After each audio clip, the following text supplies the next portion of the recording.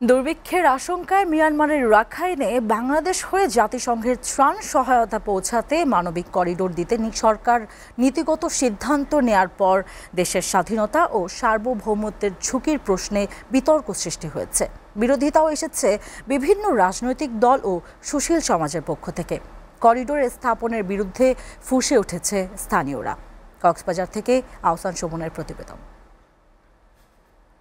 মিয়ানমারের রাখাইনে সামরিক জান্তা বাহিনী এবং আরাকান আর্মির মধ্যে রাজ্য দখলকে কেন্দ্র করে দীর্ঘদিনে সংঘর্ষ চলছে। এর মধ্যে শুধুমাত্র একটি সমুদ্র বন্দর ছাড়া বাকি রাখাইন অঞ্চল পুরোটাই নিজেদের নিয়ন্ত্রণে নিয়ে নিয়েছে আরাকান আর্মি। ফলে সেখানে খাদ্য সংকটের কথা বলে জাতিসংঘের অনুরোধে বাংলাদেশের টেকনাফ সীমান্তে মানবিক করিডোর স্থাপনের নীতিগত সিদ্ধান্ত গ্রহণ করে সরকার। এই যখন অবস্থা, তখন প্রতিবাদে ফুঁসে উঠেছে স্থানীয় বাসিন্দারা। তারা বলছেন, রাখাইনের সংকট তাদের দেশের অভ্যন্তরীণ সমস্যা। সেই সংকটের অজুহাতে বাংলাদেশে করিডোর হলে এই দেশের স্বাধীনতা, সার্বভৌমত্ব, এমনকি হুমকির মুখে পড়তে পারে বঙ্গোপসাগরের ব্লু ইকোনমিও।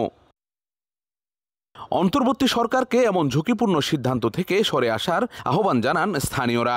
বিশেষ করে সেন্ট মার্টিনের পিছনে একটি বাংলাদেশের বড় মৎস্য সম্পদ রয়েছে, সেখানে যুদ্ধ জাহাজ সহ এই বড় ধরনের জাহাজগুলো যখন আসা যাওয়া করবে, আমাদের মৎস্য সম্পদে ব্লু ইকোনমিতে বড় ধরনের একটা ইফেক্ট করতে পারে। রাখাইন আরাকান স্টেটে যে সাহায্য পাঠানোর নামে যে করিডোর দেওয়া হচ্ছে, ফলে আমরা আরেকটি দেশের অভ্যন্তরে যুদ্ধে আমরা জড়িয়ে পড়ছি। কারণ করিডোর দিয়ে শুধু খাদ্য বা যাবে না, সেখানে যুদ্ধ অস্ত্র যাবে, মরণাস্ত্র যাইতে পারে বলে আমরা শঙ্কা করছি।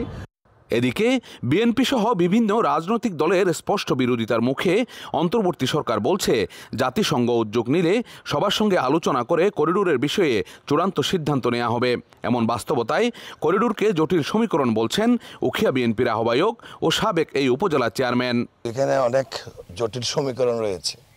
এটা নিয়ে দুই দেশের মধ্যে ঊর্ধ্বতন কর্মকর্তাদের মাধ্যমে এটা অনেক কিছু হবে। সেটা কূটনৈতিক মাধ্যমে, সেটা বিশ্ব যারা শক্তিধর রাষ্ট্র রয়েছে, জাতীয় সংঘ রয়েছে, তাদের একত্রিত সমন্বয়ের মাধ্যমে। তবে সরকারের তরফ থেকে এই করিডোর কি প্রক্রিয়ায় এবং কোন এলাকায় হবে তা এখনও স্পষ্ট করা না গেলেও বিভিন্ন গণমাধ্যমে এটি করার ক্ষেত্রে বাংলাদেশের তরফে কিছু শর্ত দেওয়ার কথা বলছে সরকার।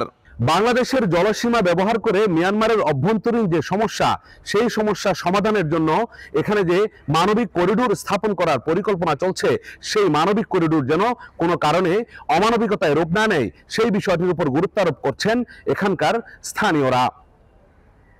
Ahsan Suman, SA TV, Cox's Bazar.